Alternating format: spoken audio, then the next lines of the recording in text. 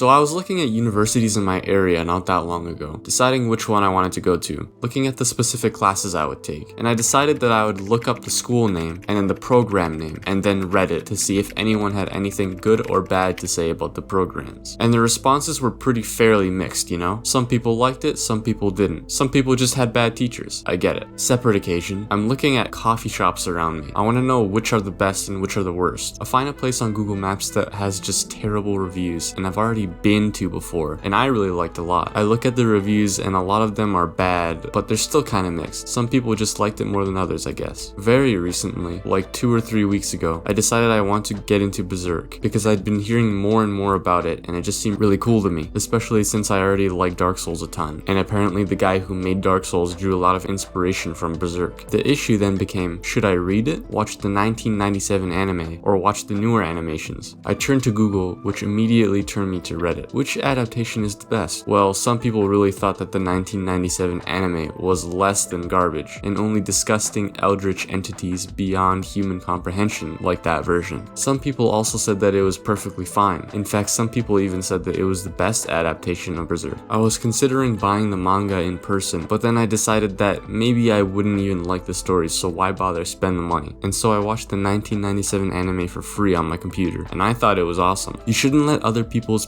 personal opinions of things deter you from trying or seeing them from yourself, especially if you were interested in whatever it was in the first place. That's why I don't bother using Reddit or Google anymore if I'm deciding something for myself that is of course going to be opinionated. If you have a question like, does this CPU have the same socket type as this motherboard, then ask away, because that's something not up to debate, but just the truth. But in terms of personal preference, there is no truth. In fact, something that you once liked a lot can become something that you don't care about at all. So the question is, do you like Berserk or not? Is this coffee place nice to you or not? The only way to find out is to see for yourself, and you already knew that, but sometimes we just need a reminder to do what is right.